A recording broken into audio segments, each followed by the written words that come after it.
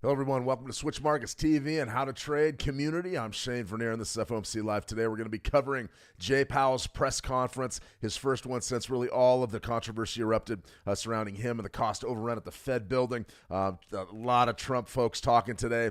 No decision, though. 9-2 in favor of just holding rates static. We sort of figured this was going to be the case. We didn't get the big interest rate cut that everybody in the government was hoping for, and you're probably not going to get it until September if you get it at all. Absolutely huge days of economic data. I mean, we've got the GDP came in. I've got to issue a preemptive apology before we even get started. Q2 GDP came in absolutely hugely smashed expectations. I have to apologize out there, or at least admit that I'm wrong, and I'm going to go ahead and do that in a minute. That's one thing about these streams. A couple of things. Number one, if it makes money, it's the right answer. Number two, easy is always better. And number three, if I don't know, I'm going to tell you I don't know. And I was way off, as were some others, but I was way off on my Q2 GDP predictions here for the United States. So right now, this is the lead story. Divided Fed holds key interest rates steady, defying Trump's demands for aggressive cuts. There you go. The FOMC, the group that sets the overnight borrowing rate, voted 9-2 to stay on hold. The federal funds rate will continue to be set in a range between 4.25 and 4.5. What does that mean? It means nothing. We all knew that was going to happen. It was 97% chance baked into the cake. That's why you're not seeing really any volatility at all. It's all about Jay Powell. It's all about his press conference. It's all about, hey, is this guy going to give us some forward guidance on what's going to happen in September or not? Now, if he doesn't, then we've got a lot on our plate. We've got a lot to contend with, trying to read sort of the tea leaves of the Fed. And I mean, good luck doing that. Absolutely good luck doing that. So absolutely a lot going on, guys. Good to see everybody back in the room, back with us here today. FOMC Live is one of our favorite events. I'm going to go ahead and broadcast Jay Powell's press conference live as it happens, and we're going to be in for some good stuff. I think Jay's going to be faced with some tough questions. I think he's going to go long. I think this is going to be a 45-minute presser or something like that. I will give commentary where it's needed, and I'm probably going to be calling out Jay on a lot of things because, you're $700 million over budget at the Fed building. People want you fired. They want you to step down. He's got to come out and explain why they didn't cut interest rates today. It's going to be interesting. It's going to be interesting to see. I expect a hot press corps in there. I expect some tough questions, and I still haven't got my invitation. They still haven't invited me to come in and ask Jay some questions. I'd be more than happy. I have a few that he can answer. That's for sure. So good to see everybody back. Callie from South Africa. Good to see you, Stealth, watching from London. All right, we've got the UK and South Africa represented. Laser, is it still live? Yeah, I mean, here I am. We are having some live chat issues on our Switch Market channel. It looks like we're running video through there, but the live chat is not showing up. So if you're on Switch Markets or the How to Trade channels, be sure to weigh in really with whatever you got. Sir, what did the report say? The report said that we left the rates unchanged at 4.25 to 4.5%. Good to see you, Gordon. Steve France, always a pleasure. Steve Lita, always a pleasure. Lita. Bobby Bob, hi Shane. Today's markets were crazy, underestimating GDP news. Tuku, good to see you. Yeah, Bobby Bob, I miss bad on GDP, and that's a great place to begin. And then we're going to dive into some trade ideas and different things. But this really was the news of the day. Typically on a Fed day, it's all about the Federal Reserve. Take a look at what you got going here. This GDP number, quarter over quarter, Q2, 3%. Came in at 3%, over 2.5% expected, way up from negative 0.5%. So what today's GDP print did was we avoided two things. Number one, we avoided a recession. Back-to-back losing quarters isn't according to Hoyle recession. We avoided a recession here in the United States. The GDP price index was also beneath expectations. That is about as healthy a set of GDP numbers as you can have. I mean, that is a robust gain. And right now, it doesn't matter what side of the political aisle you're on. If you're a Trump fan, if you're not a Trump fan, it doesn't matter. They are spiking the football in the White House, and they're saying, if you give us lower interest rates, we're going to give you even better growth. We took over a terrible economic situation. We built it into something great in a quarter. I don't know that that's the truth, but what I will say is that's a hell of a gain. Negative 0.5% for Q1, up to 3% in Q2. I have to go ahead and issue I was wrong. I got to do the I was wrong dance. I'm eating a lot of crow today. I was willing to wager a significant amount 6 weeks ago that GDP was going to come in negative. And the reason why I thought that was I thought the tariffs were going to bite. I thought we were going to see an economic contraction based on reduced consumer confidence. None of that happened. I was completely wrong. That's the way it is. I have to apologize to Melinda out there who got angry at me on the stream and decided to unsubscribe and leave forever. I'm sorry, Melinda. You were right. I was wrong. What can I say, guys? You stick to your guns. You go with what you think. Sometimes you're right. Sometimes you're wrong. We do okay on this stream, but I was wrong about that, guys. So Trump's he's probably doing the Trump dance in the White House, feeling pretty good about that GDP, and I'm sure everybody is from Letnick right on down through his economic staff and his economic team. That being said, what does all this mean? We're going to skip this right here. We're going to look at that big-time gain, big-time month-over-month gain, and that essentially is what's driven the markets today. So let's go over some key levels here. Let's see Fendi from Botswana. Good to see you, Fendi. Welcome. Let me see AI. Is that good for gold? AI child animation. Is that good for gold? We're going to cover gold here in just a second. We're going to look at a safe haven as well. Daniel. Hi, Sean, LFG. Yeah, good to see you, Daniel. Welcome. All right, the trade update. I did want to cover this one because I got some messages about this earlier today. The USD CHF trade that we outlined yesterday is now in play. So what we have here is a Fibonacci level right around 81. Marcel was from beneath 81. It was somewhere right around, 80, 89, something like that. 80.94, excuse me. So right now this trade's a little bit negative, but I like it. We're really stalling out right here in that area that we thought that we could. That resistance zone at right around 81 is a big deal. It's an absolute big deal. Let's go to our 4-hour chart. You can see what's developing here on the 4-hour. Pretty good stuff. We had sort of an inverted hammer right there. If you're a pattern trader, if you're a candlestick pattern aficionado, listen up. Do not ignore hammers or inverted hammers. Some call that the hanging man. I call it an inverted hammer. Be careful with those. Those typically are signs of reversal.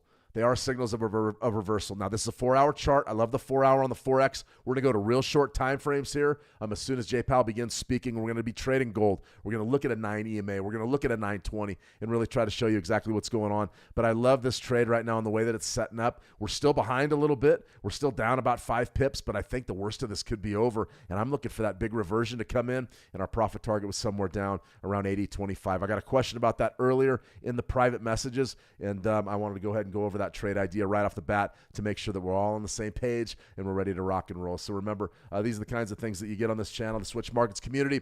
If you need a place to trade, be sure to tune into Switch Markets. Bring your ambition into focus with thousands of markets, tight spreads, and zero commission accounts. Check it out. They've also got a new sort of active wallet you can use, so you can begin trading right away without having to go through the KYC process, up to $2,500. Be sure to ask the representatives, ask the support team. They'll get you up and running on that over at Switch. So right here, we've got a ton of markets to look at. The US 30. This is why we don't trade the orb strategy, the opening range breakout strategy on something like a Fed day. You don't do it. And the reason why is the markets typically have no direction. They're going back and forth and back and forth. It doesn't help us at all to try to pick a breakout here. Right here, you lost. This is a 15-minute US 30 opening range breakout, 2-bar setup. If you don't know what I'm talking about, check out our How to Trade YouTube channel. Watch the video. Come through. Watch some of our webinars. We covered that orb extensively in a webinar yesterday right here. Boom, 15. What do you got? There would have been your entry, and you got smoked. You probably got stopped out right beneath there, and you just haven't seen that move. Extremely dangerous trading orb trades on a Fed day. You don't do it. Euro USD, this is sort of the trade that we put out earlier. Or this was one of the levels that I put out during that Switch Markets newsletter. That comes out every Tuesday. 920 EMA crossover buy. Now, this is on the monthly chart. Macro levels, okay? Macro levels. The reason why we have these pulled is because we had a feeling that 112 zone is not quite as far off as it used to be. You're seeing a big-time negative month of about 2.5%. That's going to be our ultimate support zone in the Euro USD. Watching that closely. Still bullish this market, at least on the monthly time frame, but we're watching it closely. We don't want to get chopped up. Gold, this analysis is something that I've put out there repeatedly this week, last week. It's a triangle. Essentially, what you have here is an ascending triangle on the weekly time frame. It's really a bullish pennant on the monthly, and you've got a credible compression that has really began to, no two ways about it. We haven't done anything in 12 weeks. Gold hasn't done anything in 12 weeks. We're still watching 3,500 to the top side. Big time reversal starting to set up here, though. 38%. Pretty good stuff. Pretty good stuff right there. Dumitru, good to see you, Dumitru. So that's exactly what you're looking at there, guys. I think that we're in an interesting position here to trade gold. Not really sure what's going to happen, though. I don't know which way gold's going to go, and that's just sort of what we're looking at. So I want to go ahead and let's go ahead and see if we can get a few short-term templates going, up and going. I want to trade. Let's go ahead and go with a 9 EMA with RSI crossover. Now, that's one of the great things that you can do, if you understand these strategies. Okay, here we go. We've got Jay Powell taking the center stage. I'm going to go ahead and take the trigger off the audio. Guys, give me a thumbs up if we're rolling. Should be able to see the podium. Okay, there's the podium right there. I'm going to go ahead with my second strategy. I'm going to want to go with a 920, coded 920. That's one of my favorites as well. Your US 30 didn't do anything on the orb. Nothing, no breaks, nothing. Euro USD, watching that key level down there. Gold, watching a big retracement level there. But I want to trade these things in real time. So let's go here to gold. Do we have a trade? No, we're going to go down to a 1-minute chart because I want to trade this as Jay Powell speaking. That's what I want. So let's go ahead and pull a trading panel. Paper trading. Let's get this thing going. Let's get this party started. Thumbs up, Daniel. All right. Here's the man of the hour. Good afternoon. My colleagues and I remain squarely focused on achieving our dual mandate goals of maximum employment and stable prices for the benefit of the American people. Despite elevated uncertainty, the economy is in a solid position. The unemployment rate remains low, and the labor market is at or near maximum employment. Inflation has been running somewhat above our 2% longer run objective. In support of our goals, today the Federal Open Market Committee decided to leave our policy interest rate unchanged. We believe that the current stance of monetary policy leaves us well positioned to respond in a timely way to potential economic developments. I will have more to say about monetary policy after briefly reviewing economic developments. Recent indicators suggest that growth of economic activity has moderated. GDP rose at a 1.2% pace in the first half of this year, down from 2.5% last year. Although the increase in the second quarter was stronger at 3%, focusing on the first half of the year helps smooth through the volatility in the quarterly figures related to the unusual swings in net exports. The moderation in growth largely reflects a slowdown in consumer spending. In contrast, business investment in equipment and intangibles picked up from last year's pace. Activity in the housing sector remains weak. In the labor market, conditions have remained solid. Payroll job gains averaged 150,000 per month over the past 3 months. The unemployment rate at 4.1% remains low and has stayed in a narrow range over the past year. Wage growth has continued to moderate while still outpacing inflation. Overall, a wide set of indicators suggests that conditions in the labor market are broadly in balance and consistent with maximum employment. Inflation has eased significantly from its highs in mid-2022, but remains somewhat elevated relative to our 2% longer run goal. Estimates based on the Consumer Price Index and other data indicate that total PCE prices rose 2.5% over the 12 months ending in June, and that, excluding the volatile food and energy categories, core PCE prices rose 2.7%. These readings are little changed from the beginning of the year, although the underlying composition of price changes has shifted. Services inflation has continued to ease, while increased tariffs are pushing up prices in some categories of goods. Near-term measures of inflation expectations have moved up on balance over the course of this year on news about tariffs, as reflected in both market-based and survey-based measures. Beyond the next year or so, however, most measures of longer-term expectations remain consistent with our 2% inflation goal. Our monetary policy actions are guided by our dual mandate to promote maximum employment and stable prices for the American people. At today's meeting, the committee decided to maintain the target range for the federal funds rate at 4.25% to 4.5%, and to continue reducing the size of our balance sheet. We will continue to determine the appropriate stance of monetary policy based on the incoming data, the evolving outlook, and the balance of risks. Changes to government policies continue to evolve, and their effects on the economy remain uncertain. Higher tariffs have begun to show through more clearly to prices of some goods, but their overall effects on economic activity and inflation remain to be seen. A reasonable base case is that the effects on inflation could be short-lived, reflecting a one-time shift in the price level. But it is also possible that the inflationary effects could instead be more persistent, and that is a risk to be assessed and managed. Our obligation is to keep longer-term inflation expectations well anchored and to prevent a one-time increase in the price level from becoming an ongoing inflation problem. For the time being, we're well positioned to learn more about the likely course of the economy and the evolving balance of risks before adjusting our policy stance. We see our current policy stance as appropriate to guard against inflation risks. We're also attentive to risks on the employment side of our mandate. In coming months, we will receive a good amount of data that will help inform our assessment of the balance of risks and the appropriate setting of the federal funds rate. At this meeting, the committee continued its discussions as part of our 5-year review of our monetary policy framework. We focused on potential revisions to our statement on longer-run goals and monetary policy strategy, and are on track to wrap up any modifications by late summer. The Fed has been assigned 2 goals for monetary policy: maximum employment and stable prices.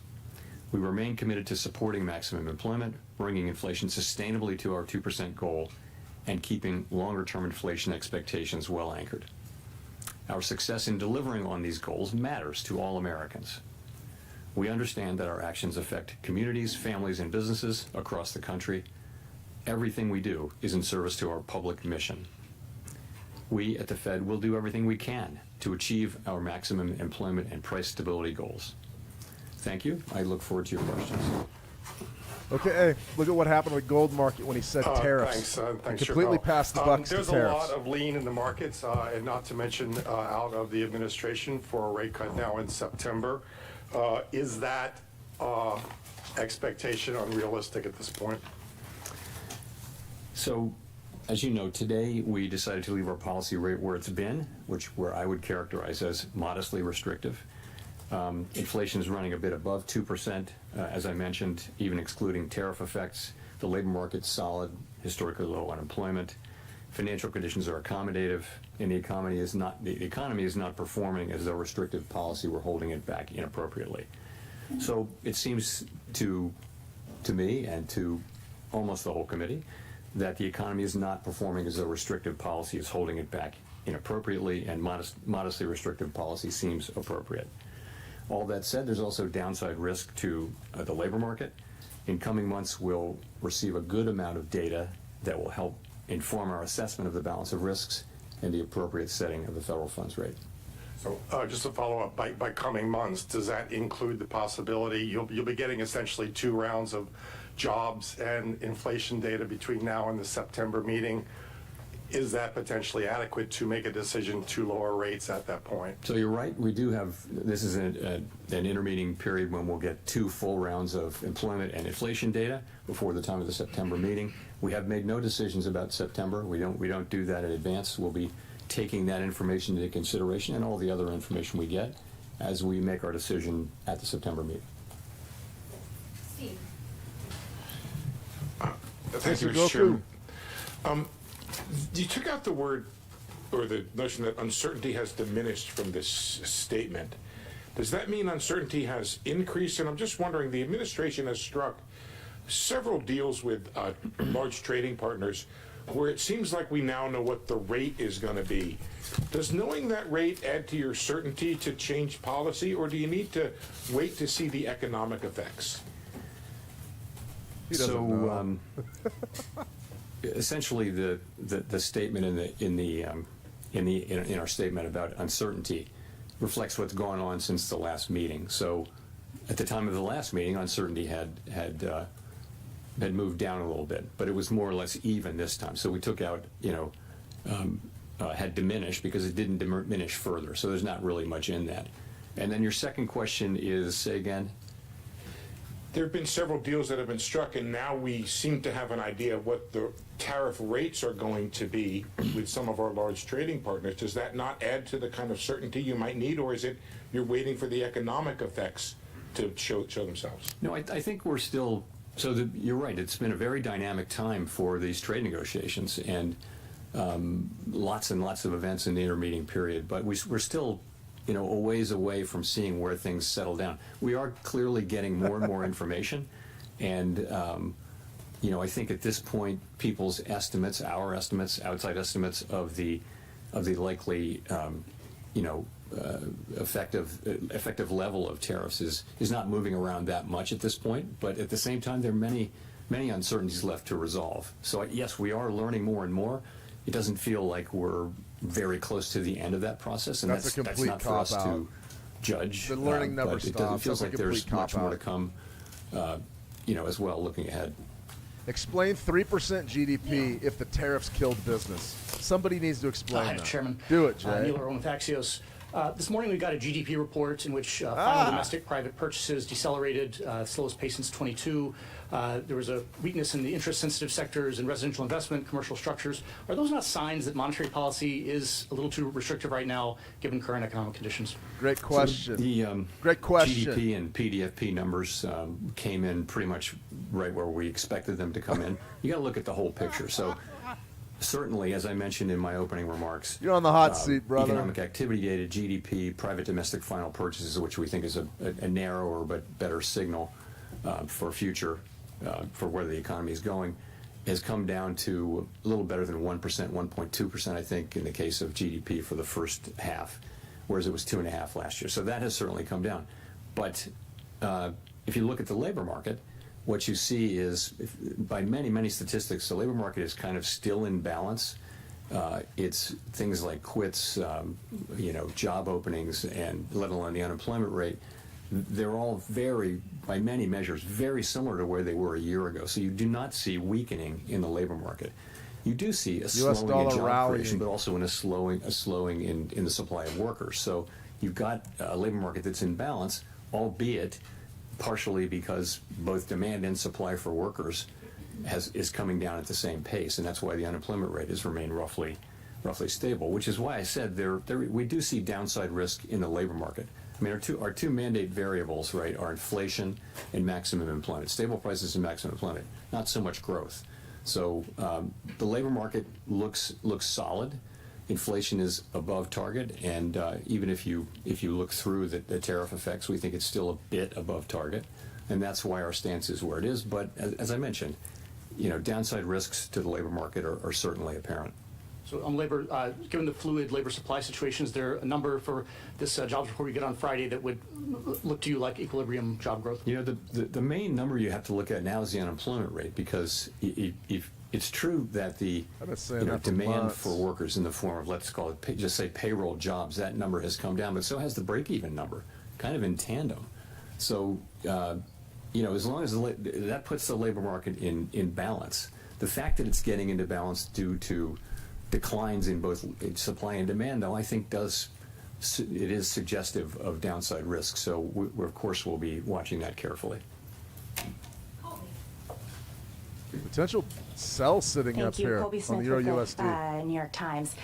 Two of your colleagues called for a quarter-point cut today, and I'm wondering what aspects of their argument were most compelling to you, and how you're weighing their views against those on the committee who, as of the June forecast, were in the camp of the Fed Why didn't holding you see interest it rates their way, steady Jay? for the What's your remainder of the problem? year. And just in terms of the June SEP in particular, is that still the best representation of where the core of the committee is? Good question. Smart So question. on the dissents, what you want from everybody, and also from a dissenter, is a clear explanation of what your thinking is and what are the arguments you're making, and we had that today. So I think basically this was quite a good meeting all around the table, where people were thought carefully about this and put their positions out there. As I mentioned, the sort of the majority of the committee was of the view that inflation's a bit above target, maximum employment is at target. That calls for modestly restrictive, in my way of thinking, modestly restrictive stance of policy for now. But we had two dissenters who I think, you want that clear Here thinking comes the sell on this and 2-minute Euro USD. expression of your thinking, We're and gonna we take a certainly shot. had that today. I Demo think all dollars. around the table. In terms of, you asked about the June SEP, I wouldn't. You're right. That's what it says, and that may well. I couldn't point to it 6 weeks later as expressing people's thought. You really can't do that. We don't run an SEP, and I don't like to substitute in my own estimate of what the SEP might be. We don't have one. So I'll just say that, we haven't made any decisions about September. We'll be monitoring all the incoming data and asking ourselves whether the federal funds rate is in the right place. And just on the point about policy being only modestly here we restrictive, go. does that mean that there's actually not much scope to reduce rates once 920 the conditions for crossover a sell. cut are met, 5 minute barring a Euro significant USD. weakening of the labor Let's market? have a look. So let me say, my own estimate is modestly restrictive, and there are a range of views of what the neutral rate is at this moment for our economy, and so others may say it's more restrictive or less There's your restrictive. sell. We're going to be at some point Stop when loss we right above return that to swing moving high. toward a more neutral stance. We'll be making that judgment as we go. I don't think we have a preset course. It's not so mechanical as saying, I like we've one-to-ones. derived with great confidence the neutral rate, and that is our destination, because really we understand that no one actually knows what the neutral We're rate looking is. 114, We know it by 61. its We're looking works, somewhere down to 114, and that will be 20s. the way the economy reacts over time to, slightly looser policy. Nick. 17. Yeah.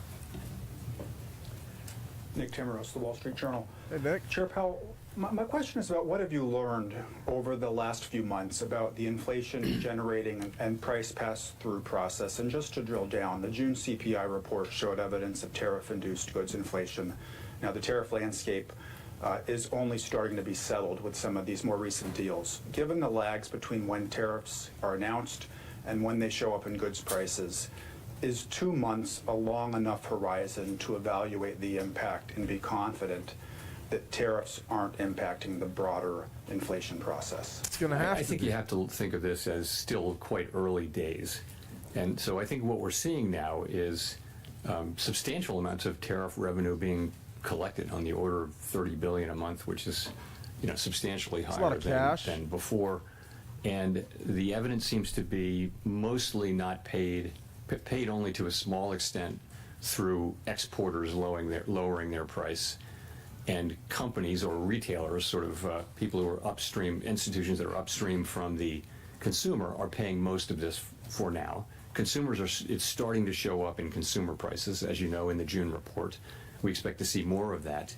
And we know from surveys that companies feel that they have every intention of putting this through to the consumer, but the truth is they may not be able to in many cases. So I think we're just going to have to watch and learn empirically how much of this and over what period of time. I think we've learned that the process will probably be slower than expected at the beginning, but we never expected it to be fast. We think we have a long way to go to really understand exactly how it will be. So U.S. that's how we're dollars thinking of it right exploding now. to the top So if I side. could follow up, is the reticence to look through core goods inflation being driven by the judgment that during the pandemic expectations proved more adaptive than anyone at the Fed expected? Is it being driven by uncertainty over how restrictive policy is? You could argue we are a bit looking through goods inflation by not raising rates. We haven't reacted to new inflation, but I mean I wouldn't insist upon that. But I don't think I think the base case, as I said, a reasonable base case is that these are one-time price effects. He has no idea. Of course, in the end, there He will has not no be. idea, This will guys. not turn out None. to be inflation, because we'll make sure that it's not. We will, through our tools, make sure that this does not move from being a one-time price increase to serious inflation. So he's saying We we'll wanna do that raise interest efficiently, rates. though. That's a threat right Efficiently. there. And That's a that veiled means threat. We want to do it. If you move too soon, you wind up maybe not getting inflation all the way fixed, and you have to come back. That's inefficient. It's if a you move too disappointing late, answer. you might do unnecessary damage to the labor market. So He doesn't know. there won't be, in the end, a big inflationary problem. What we're trying to do is accomplish that in a way that is efficient. But in the end, there should be no doubt that we will do what we need to do to keep inflation under control. Ideally, we do it efficiently. Yeah, I mean, if in fact they're not passing the tariffs through to the consumers, then how do prices go Michael up? McKee from Bloomberg Television Does- and Radio. your answer doesn't make any sense. The one big bill. Jay's outta here, leaving aside guys. the adjectives. Do you expect it to add stimulus to the economy in 2026, and would that be an argument for remaining So do you on take hold profits or cutting right here in back the on the number USD? of rate cuts Good. you would expect for next year? It's a good move. So of course, let me just ritual disclaimer that we don't express any judgments or anything like that on fiscal legislation or other legislation for that matter.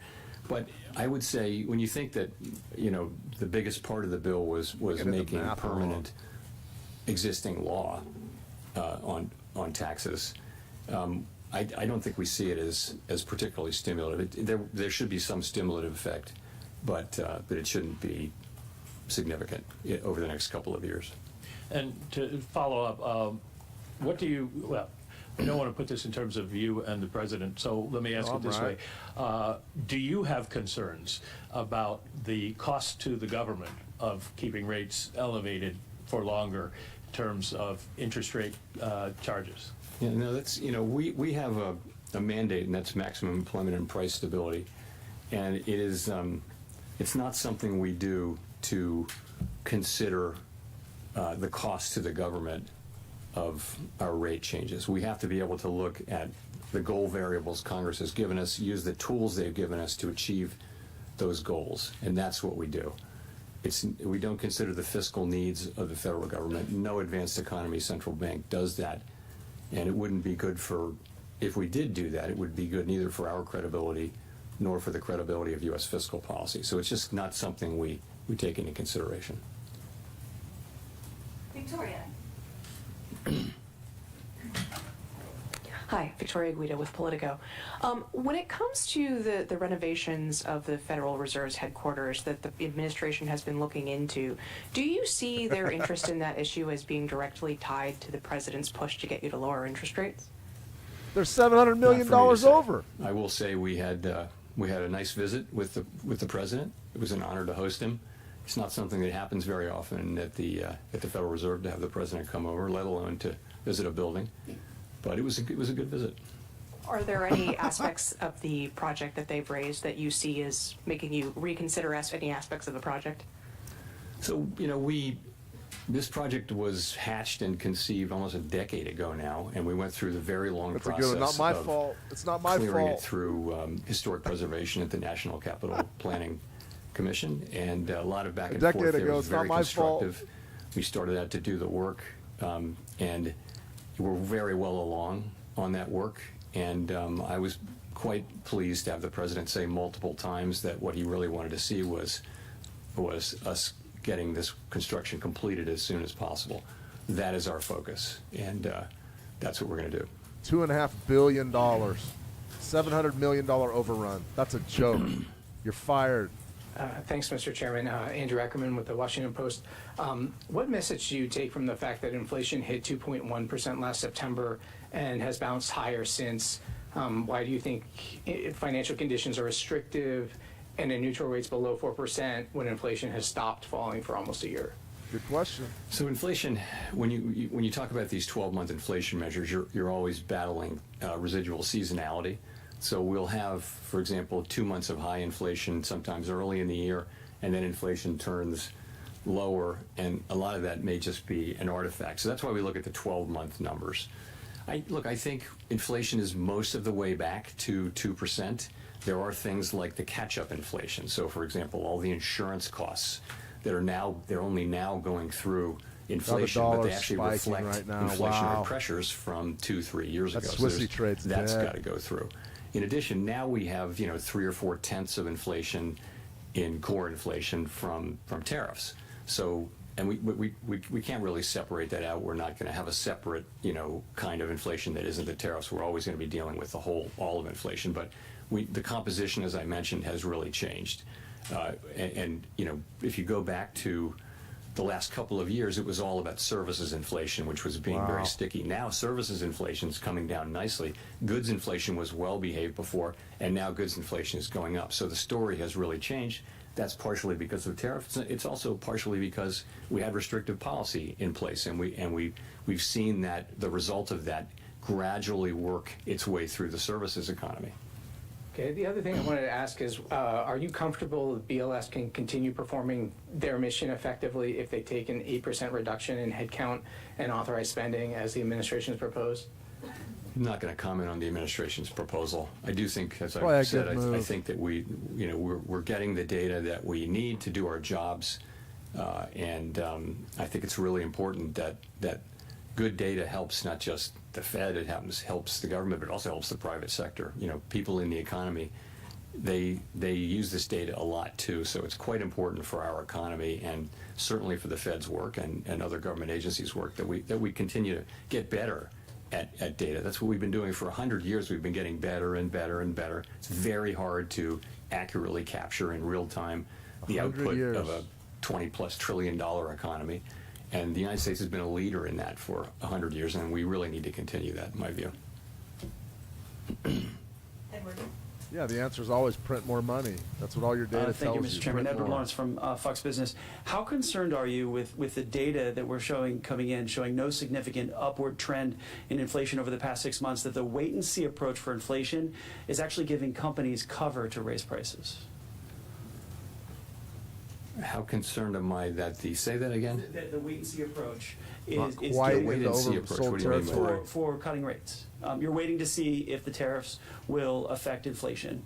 So it's a wait-and-see approach. Well, so that's where policy's restrictive. When we start cutting, it'll go toward neutral.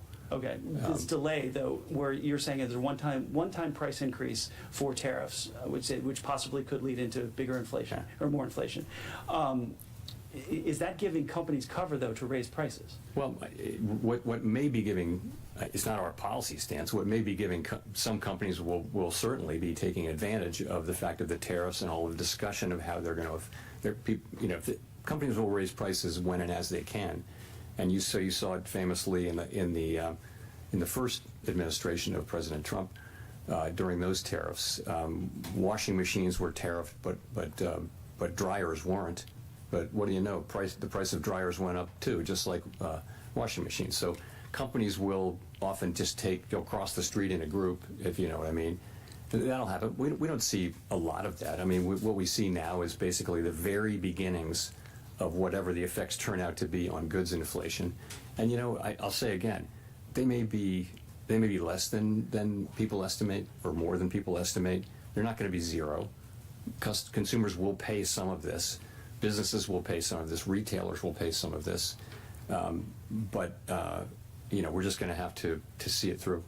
And just to follow, if I could, some additional tariffs have been in place since February, and things really haven't broken yet with the economy. So how do you justify to somebody who's looking for a house, who's facing a 7% mortgage and maybe can't afford those rates? How do you justify that? Well, so the housing is a special case, right? I'd say we don't set mortgage rates at the Fed, right? We set an overnight rate, and the rates that go into mortgages are longer term not our rates, like fault. Treasury rates. It might It's be not our 30-year fault. rates. It might be shorter than that, but it's not the overnight Fed's rate. They're all built on your It's not that we don't have expectations. any You effect. know that. We do have an effect, but we're not the main effect.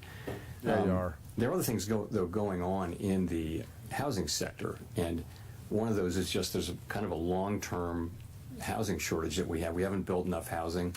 This is not something the Fed can help with, but then that'll be the case even after things normalize.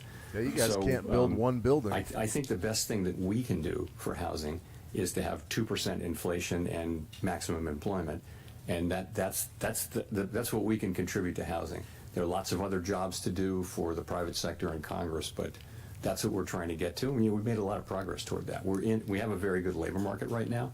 Inflation, we were very close to 2%. We're seeing some goods inflation move us away, but so far not very far away. Chris.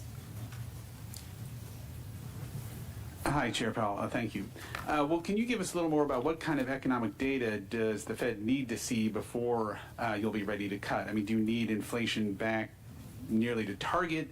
Are there other things in the pricing that you look for? Do you need to see weakening in the job market? What kind of things are you looking for? I mean, ultimately, it could be any of those things, right? But if you saw that the risks to the two goals were moving into balance, if they were fully in balance, that would imply that you should move toward a more neutral stance of policy. This is the special situation we're in, which is we have two-sided risk to both of our goals.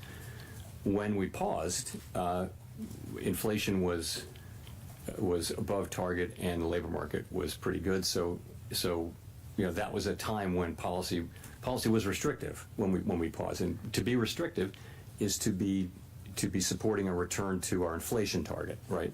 So as the two targets get back into balance, you would think you'd move in a way closer to neutral, and that the next steps that we take are likely to be in that direction. What will it take? It'll be the totality of the evidence. As I mentioned, there's quite a lot of data coming in, which before the next meeting.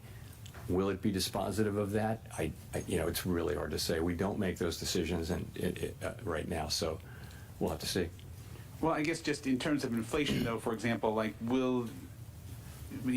some people would point to if it remains only in goods and it doesn't bleed over to services, then maybe that's evidence that the tariff effect is going to be a temporary one-time thing. Is that kind of thing affect your thinking, or do you just need to see the number come down? Move. I think closer not to too shabby. We'll look at everything. I want to move on to some other things here. Let's look at some U.S. equities. As I mentioned, a pretty reasonable base case is that this will be a one-time price increase, and in the end, we'll make sure that that's the case. We're just trying to do that efficiently. And efficiently means getting the timing right, so we don't again, if we cut rates too soon, maybe we didn't finish the job with inflation.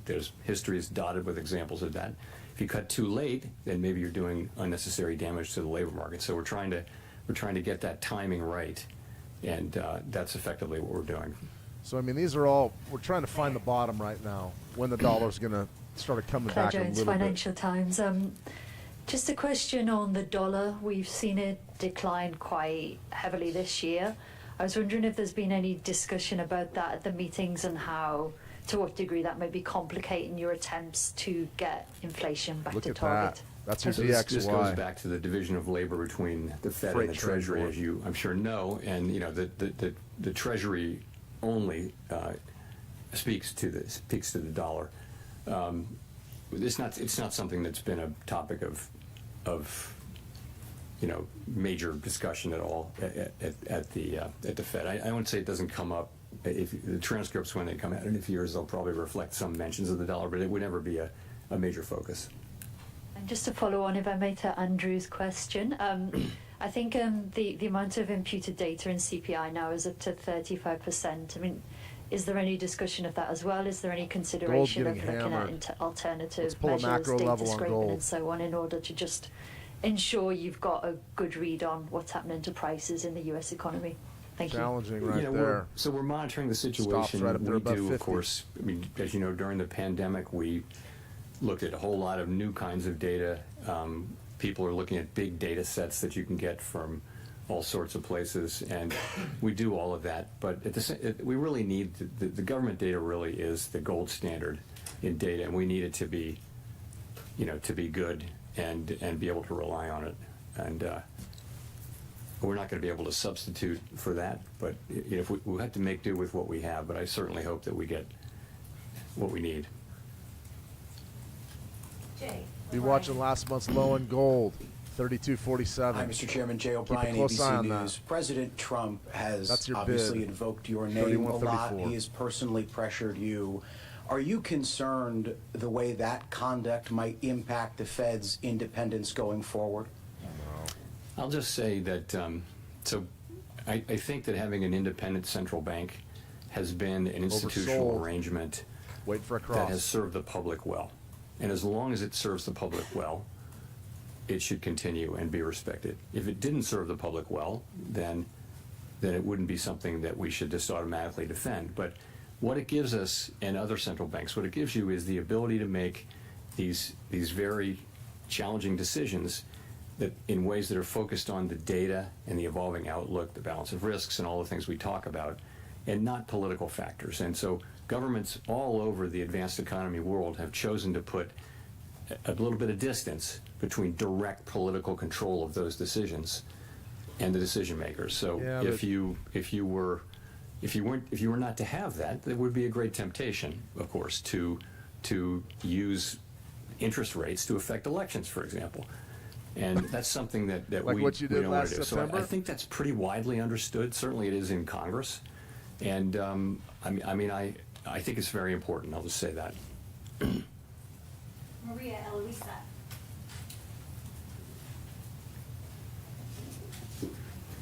Afternoon, Chair Powell. Maria Luisa Capurro from Bloomberg News. You mentioned a slowdown in consumer spending, and I wanted to see if you could walk us through what was the discussion with the committee around that. We've seen delinquency rates rising for upper income households.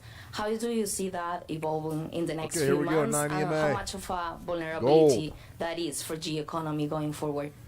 Oversold. We're looking for a bullish consumer close. Spending had been very, very strong for the last couple of years, and had repeatedly forecasters, not just us, had been forecasting it would slow down. Hey, Calvin. And now maybe it finally has. So I would say,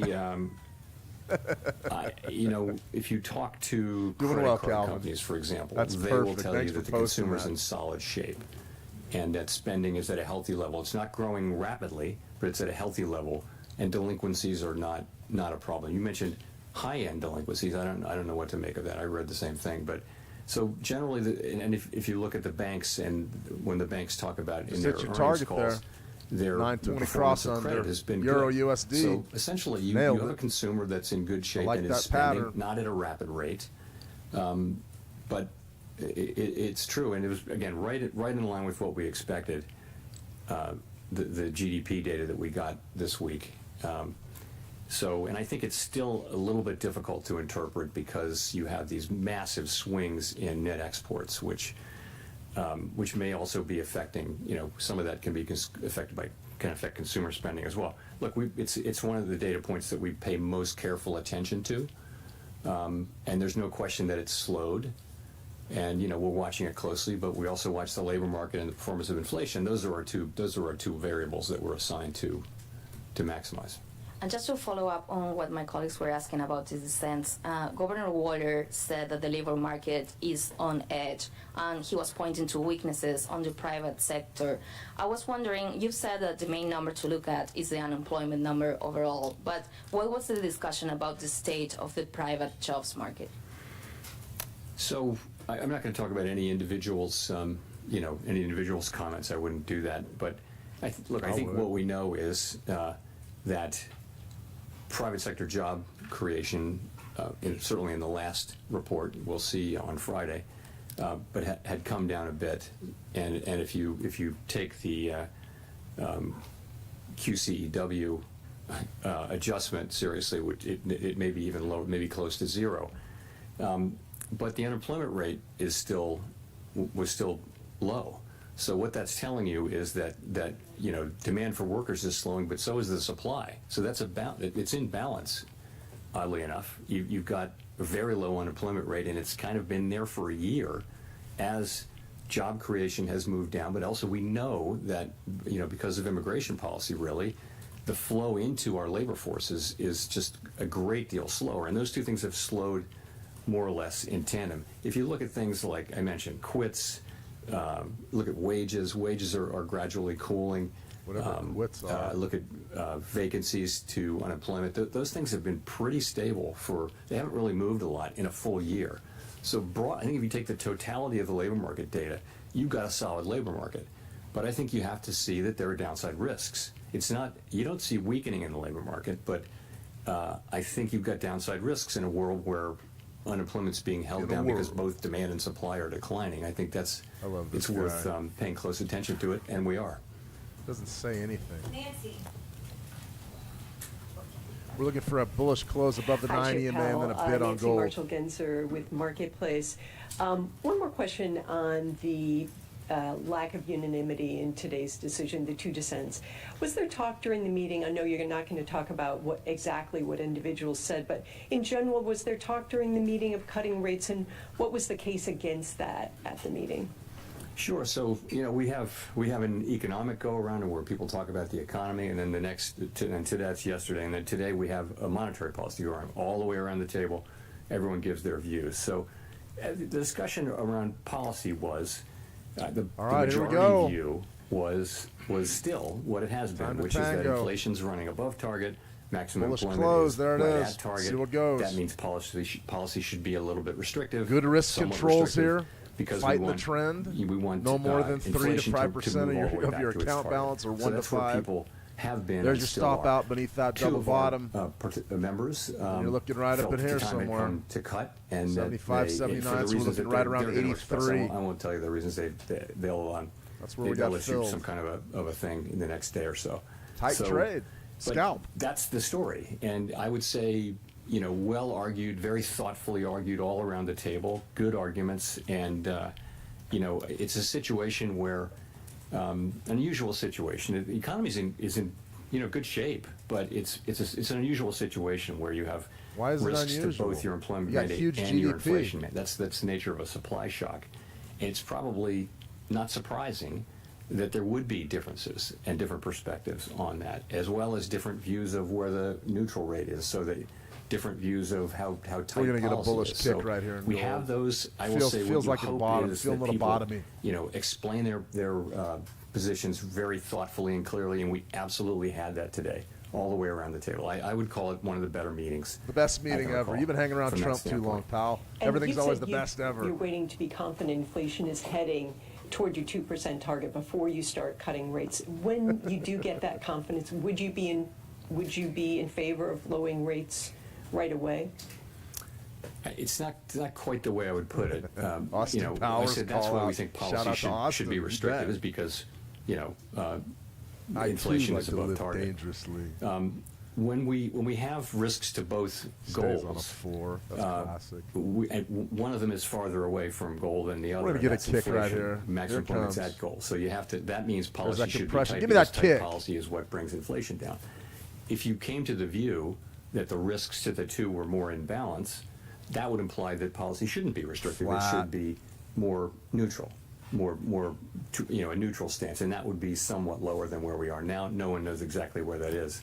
So that's the framework I think I'd be taking, and we'll just have to see. We're going to be obviously looking at a lot of data in the next cycle. It is one of the cycles Very where choppy. we have 2 employment and Stock's 2 inflation negative reports, now. and we'll see where that Not takes us. significantly, but they are down.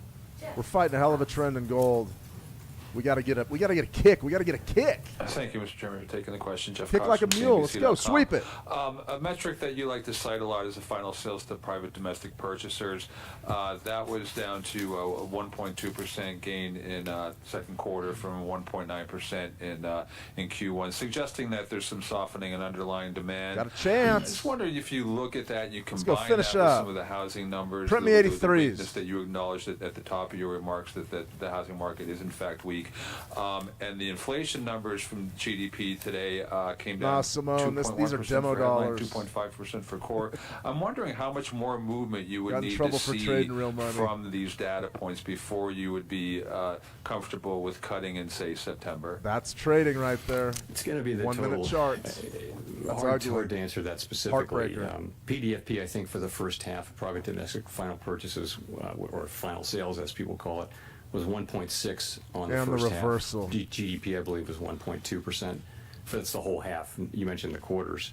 So those are slower, but GDP is bumpy quarter to quarter, half to half, and doesn't often bump gets by revised, 3%. after the fact.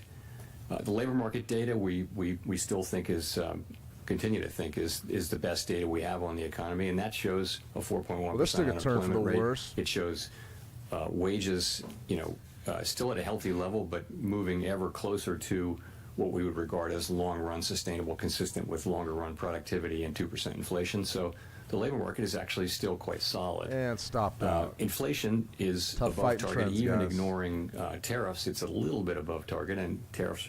So we're watching all of that, and again, trying to do the right thing in what is a challenging 32.50 situation solid because you're being Sengoku. pulled in two Natural directions. support. And you have to decide which of those to go in. And actually, at some point, if they're sort of equally at risk, then you really want to be at a neutral policy stance, which we're not right now. So it'd be safe to say that if the data kind of stays in line with where it is right now, that you wouldn't be comfortable with cutting in September? I'm not gonna say that. No, I just think can't. I we're just going to need to can't see do the it. data, and it can go in many different directions. The inflation data and the employment data, and we're going to make a judgment based on all Hey, of yes, the data sir. and based on that balance of risks analysis that I mentioned. Thank you. Greg, Rob, for the last question. Last question. All right. Thanks, Chair Powell. Greg Robb from MarketWatch.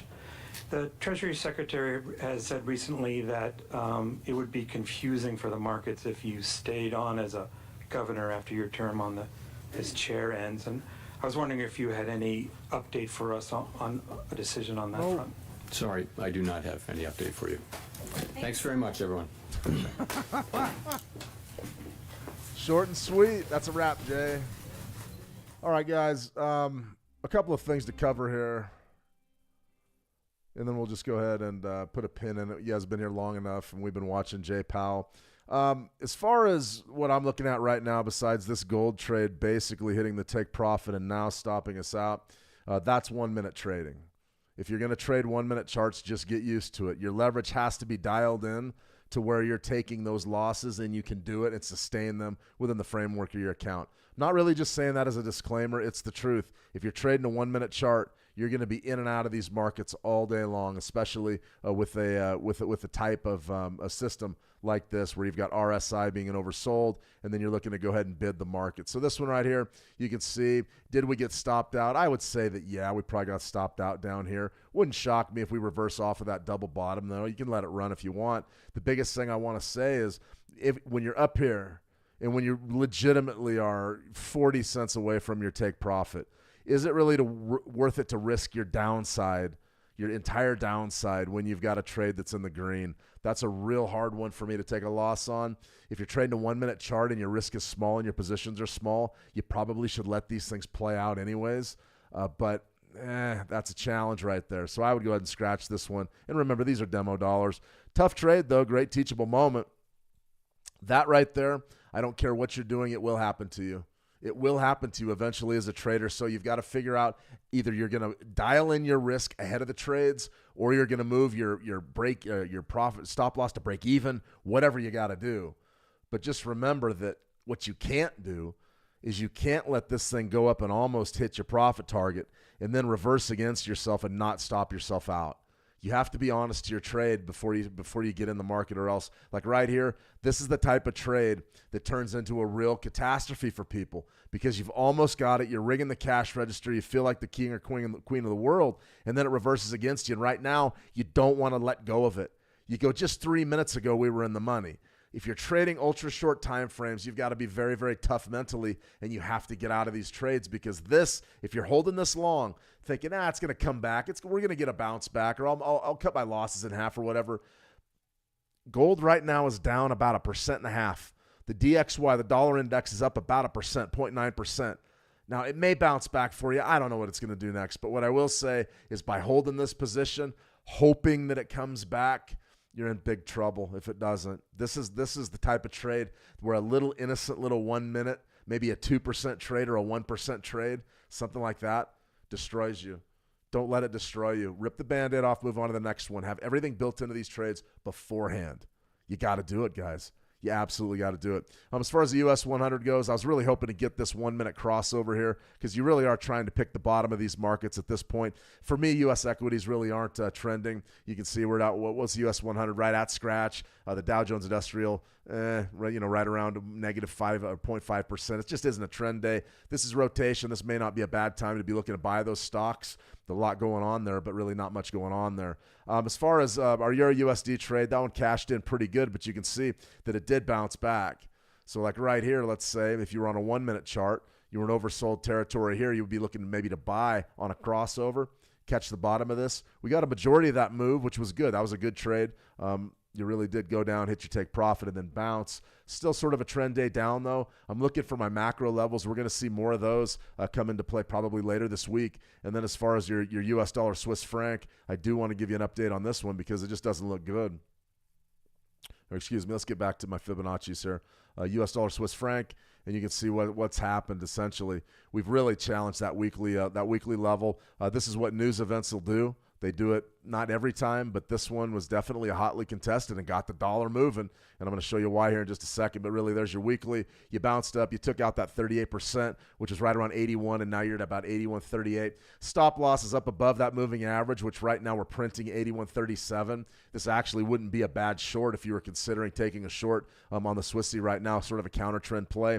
We're up over 2% on the week. I would think that the Swissy tops out somewhere in here. I believe our stop loss is up there around 59, something like that. So you really do need to see some bearish action for this trade to have a chance. But in all honesty, the way the dollar's trending, boy, when it trends, and it trends hard.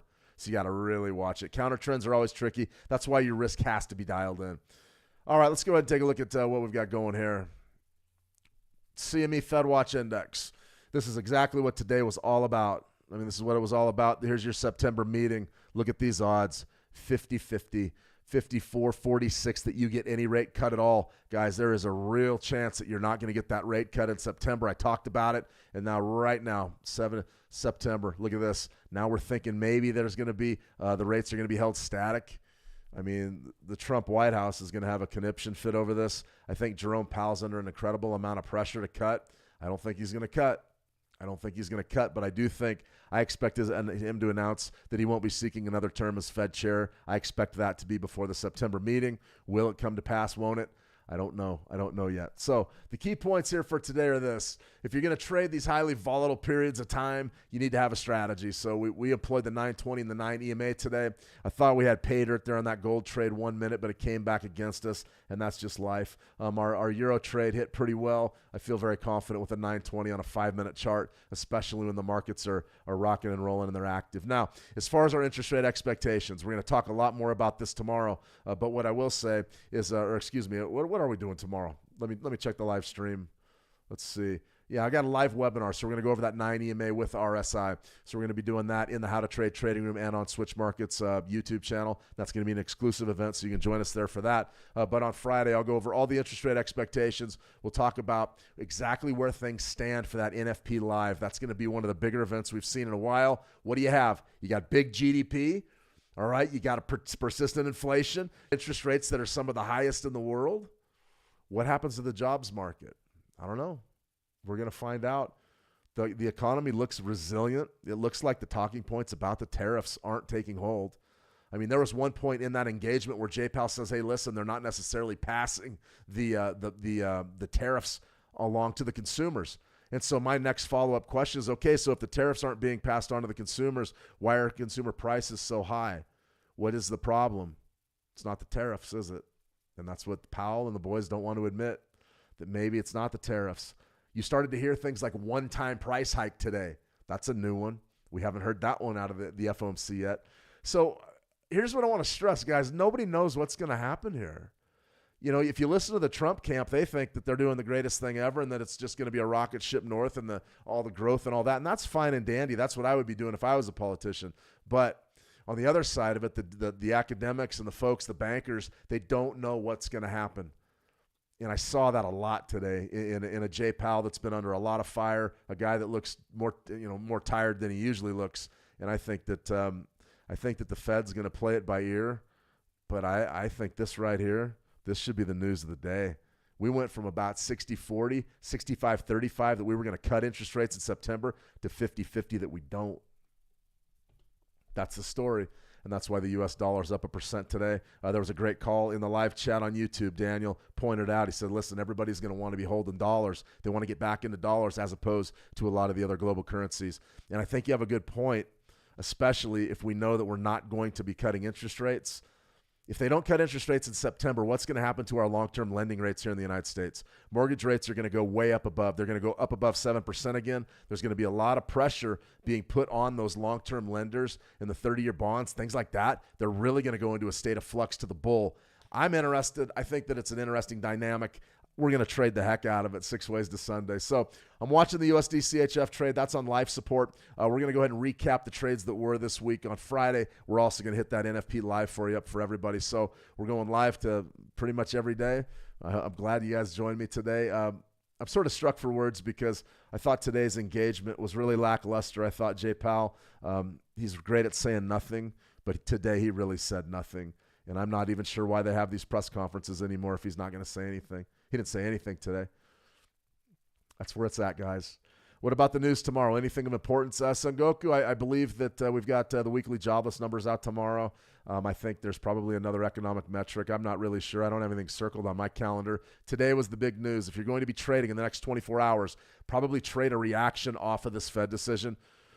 I don't think the dollar can stay this hot this long, but I'll tell you what, here's the thing about currencies, guys. When they start to trend and they don't stop. So right now, money's piling in. The people are snapping up dollars on the open market, and it's a no-joke type of a thing.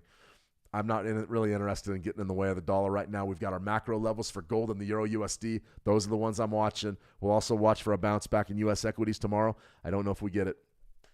All right, let me see. Alan, one last question. Am I right in saying that lower rates equal a stronger dollar? No. It's the other way around. Higher interest rates are going to equal that stronger dollar. It's easy to get confused, though, because when you think about the way that those FX, those Forex pairs, the base currency and the counter currency, the way that they're paired against each other, a lot of times a stronger dollar means that the value of those pairs is going to go down. Those exchange rates are going to go down. So it's easy to get confused. Remember, lower interest rates mean that the Fed is going to try to lend more money. They're going to put more money on the street. And then those regional banks are going to disseminate that among the people and the businesses. They're putting more money into the system to boost economic growth and to boost employment. Essentially, they're trying to kickstart expansion. All right? Higher interest rates, on the other hand, mean what? It means they're becoming restrictive. It means that they're holding that money back because they believe there's too much money in the system, and they're trying to get a hold of consumer prices. It's that simple. Jay Powell has not been able to do it since COVID. The explosion in consumer prices and the explosion in housing prices and everything, we can link that back to COVID. That was a function of the U.S. dollar taking a major hit after 0% interest rates, Alan. As rates go down, typically the dollar, there's more money in the system and the dollar goes down. As rates go up, they're taking dollars out of the system. Why? Because if you're going to pay me a higher interest rate to put my money in the bank, that's exactly what I'm going to do.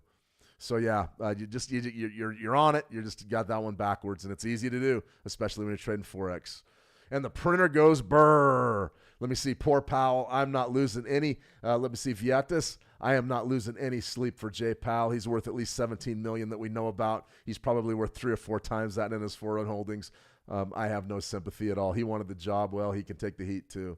That's his problem.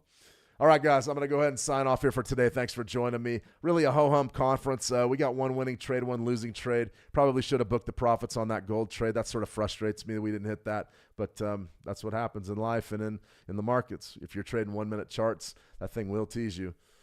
All right, everybody. That's a wrap for today. I'll be back tomorrow on Switch Markets Live. We're doing a live webinar tomorrow. We got great reception out of the last few. Tomorrow's going to be the 9 EMA with RSI. And then Friday, we got NFP Live. Don't miss it. I'll be on 10 minutes before. We're going to break down the week that was. We're going to take a look at interest rates. We're going to take a look at the news cycle.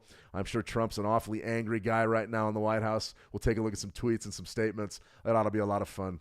All right, everybody, have a fantastic trading session. Be careful. Caution's the better part of valor for the last 30 minutes of this U.S. session. Tomorrow's going to be a much better day to trade. If you made a little bit, take it home with you, and we'll see if we can get back on it tomorrow morning. That's a wrap, guys. Have a fantastic day. Trade the action well, and we'll talk soon. See ya.